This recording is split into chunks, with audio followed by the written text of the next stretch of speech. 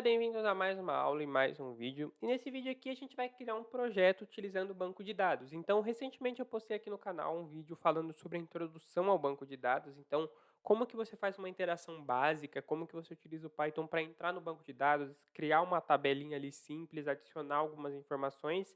E nessa aula aqui a gente vai avançar mais, a gente vai criar um projeto com o banco de dados mesmo. Então, dentro do nosso próprio código, a gente vai criar um banco de dados, caso ele não exista, tá? Se você quiser criar o banco de dados antes, você pode, mas eu vou fazer uma parte de criando o banco de dados para você entender como faz criando e caso você já tenha, tá? Então, nesse caso aqui, a gente vai criar um projeto de gestão financeira. Então, você vai ter uma pessoa ali que tem um patrimônio, então ela tem uma casa, ela tem um carro, ela tem um pouco de dinheiro, e a gente vai aprender a gerenciar o banco de dados. Então, como se fosse um banco de dados de um banco, por exemplo. Então você tem o seu cliente ali, e esse seu cliente ele tem uma casa, ele tem um carro, então você tem ali as informações desse cliente no banco de dados, todas essas informações dentro de uma única pessoa, e aí você consegue acessar e gerenciar esse banco de dados através do Python, certo? Então, para começar, as bibliotecas, certo? E antes de começar, se inscreve no canal, like no vídeo e dá uma olhada aqui na descrição porque tem links bem interessantes para você, tá?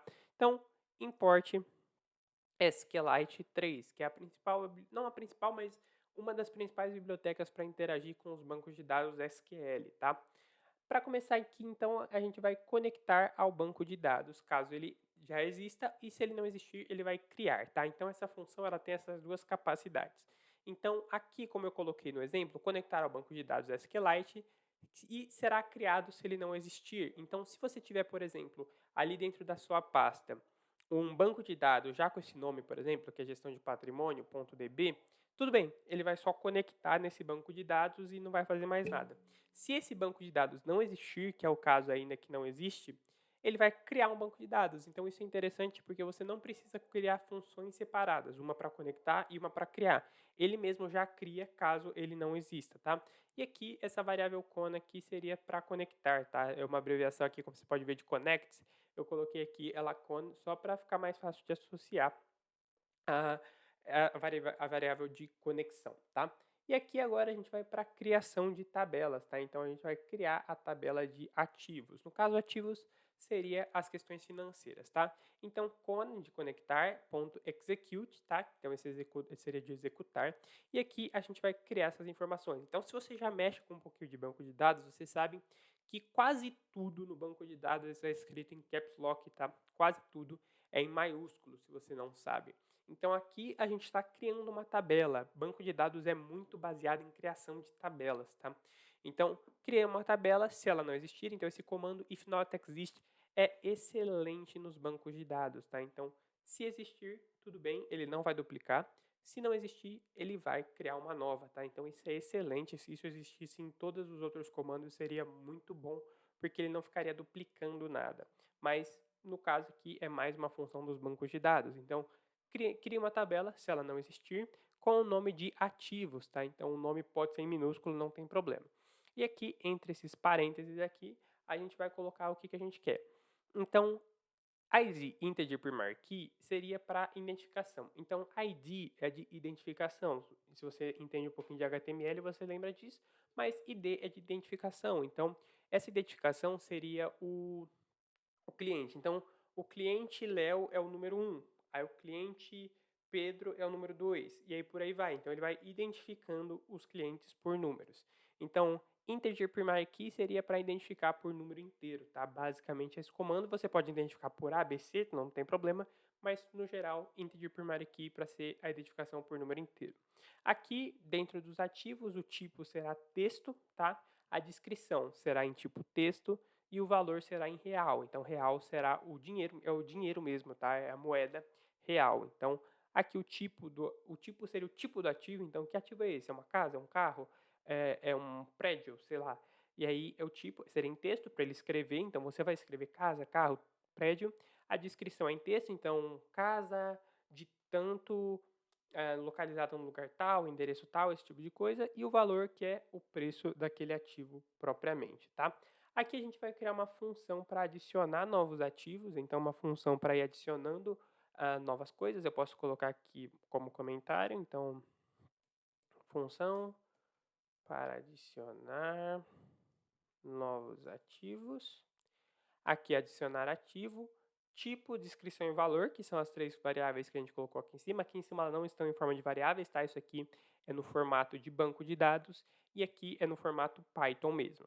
Com execute para executar e a gente vai utilizar esse comando aqui, que é o comando para inserir novos valores dentro do banco de dados. Então, insert into, então inserir dentro de ativos. Aqui a gente coloca os três, então tipo, descrição e valor, que seria os três que a gente colocou aqui em cima. Então, seria como se fossem as variáveis, tá? No banco de dados nem sempre a gente chama de variáveis, mas aqui seriam as variáveis do Python.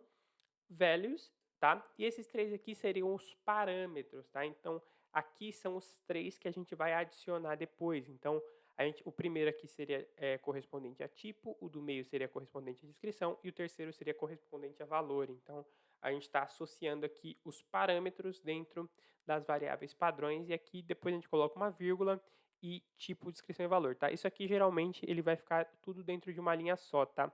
Mas o Python, como ele tem aquela regra de tamanho da linha, e a linha não pode ser muito grande, ele quebra e joga para a linha de baixo, mas não tem problema, tá? E command.commit, commit é para salvar, tá?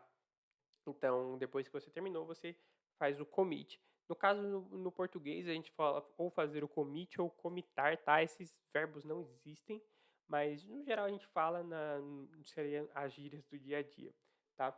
E aqui a gente vai para uma função de listar ativos. Então, a gente vai colocar ela aqui para ir listando. Então, quando a gente for ver o resultado final, a gente vai listar tudo que a gente tem ali.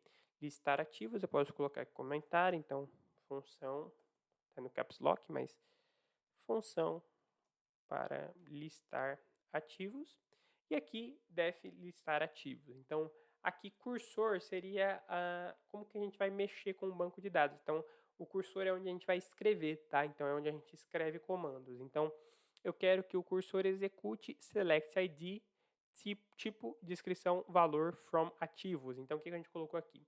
Select ID seria o ID de identificação, então que eu falei cliente 1, cliente 2, cliente 3. Aqui ele vai trazer para a gente o tipo, a descrição e o valor from ativos, que seria a nossa tabela. Então, nossa tabela ativos e aqui. For row em cursor, row seria algo como linha, tá? Ou, em tradução seria algo como corda, mas row seria como a linha ali da nossa tabela. E aqui ele vai printar. Então, o ID seria o row 0. Então, a primeira informação que ele vai ter é o ID de identificação no cliente. Row 1, tipo, descrição row 2, valor row 3. Aqui a gente sempre colocando dois pontos, ponto 2F para controlar o número de casas decimais depois da vírgula. E aqui a gente pode trazer um exemplo disso funcionando já, tá? Então aqui a gente vai pegar a função adicionar ativo, vai colocar imóvel, é uma casa própria, que seria a descrição, tá? Então é o tipo imóvel, a descrição é uma casa própria, e esse aqui é o valor dela, tá?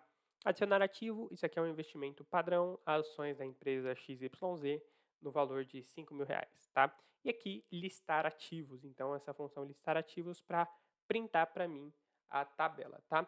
E aqui, por último, close, que seria a função para fechar. Então, a gente entrou no banco de dados, fez as adições, adicionou os ativos, listou os ativos. Depois que eu fiz tudo isso, fecha o banco de dados, senão ele vai ficar aberto, tá?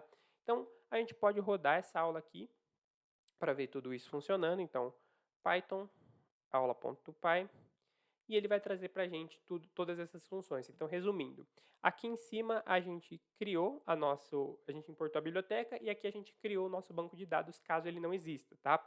Aqui embaixo a gente criou a tabela, então a tabela chamada ativos, colocou os parâmetros, então um ID de identificação, o tipo, a descrição e o valor real. Aqui embaixo a gente colocou uma função para adicionar novos ativos, para listar os ativos que a gente já adicionou, colocou uns exemplos de atuação aqui, então eu estou adicionando um imóvel e um investimento em ações simples. E, no geral, é isso, tá? Então, eu vou rodar essa aula aqui. Nesse caso, ela vai demorar um pouquinho mais para rodar, porque essas aulas que você vai criar um arquivo, então, ele está criando do zero digamos aqui que o banco de dados gestão de patrimônio, ele vai criar do zero essas tabelas. Então, se o seu já tiver criado previamente o banco de dados, se ele já tiver criado a tabela, tudo isso, o código vai rodar naturalmente mais rápido, mas eu estou fazendo os dois modelos aqui.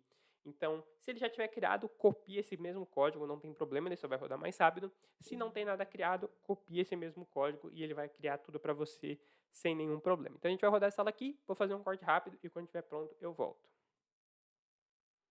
Aqui ele já rodou para a gente, foi bem rápido, eu acho que eu nem precisei cortar, mas aqui ID1, então ID de identificação 1, tipo imóvel, descrição casa própria, o valor da casa, aqui o investimento também, tá? Aqui, se você abrir aqui do lado, a gente tem aqui o nosso banco de dados. Aqui ele não abre tão bem, tá? Porque o próprio Visual Studio Code ele não abre esse tipo de dados, tá? Se você tentar abrir, se você forçar ele a abrir isso aqui, ele vai trazer um monte de dado embaralhado que você não vai conseguir ler nada. Então, é só para dizer que foi criado o nosso banco de dados e ele é realmente bem rápido, tá? Os bancos de dados são extremamente rápidos, então você consegue criar tudo muito rápido. E aqui a gente criou um pequeno projeto de gestão de patrimônio. Então a gente tem as identificações. Esse aqui você pode colocar tudo dentro de um mesmo cliente, você pode colocar clientes diferentes, você pode colocar ID de identificação para clientes específicos e dentro de cada cliente específico você tem outros itens de identificação para identificar o patrimônio desses clientes. Então, aqui a gente pode interpretar que cada um é um cliente ou a gente pode interpretar que são dois itens do mesmo cliente, não faz diferença, tá? E aí você pode ir digamos que manipulando como você quiser. Aqui, como eu sempre digo, a gente criou um caso de uso, então a gente colocou aqui diretamente adicionar ativo imóvel, adicionar casa própria, adicionar aqui, a gente já colocou manualmente isso, mas se você quiser fazer algo mais que interaja com um possível usuário, você pode criar inputs, tá? Então, ao invés de você colocar aqui para adicionar direto, você cria pequenos inputs para adicionar imóvel, adicionar casa própria, adicione um valor, e aí, a partir desses inputs, você pega e joga dentro do banco de dados, e aí é realmente bem simples. É só você criar um input aqui de tipo, descrição e valor, ele vai pegar esses valores, vai jogar dentro do banco de dados, e aí você consegue fazer essa interação, para você não ter que ficar adicionando manualmente. Então, você dá para o seu próprio cliente adicionar tudo que ele tem ali, certo? Então, por essa aula é só isso. Fico por aqui. Se inscreve no canal, like no vídeo e dá uma conferida nos links aqui na descrição, porque são bem interessantes. Fico por aqui e até a próxima.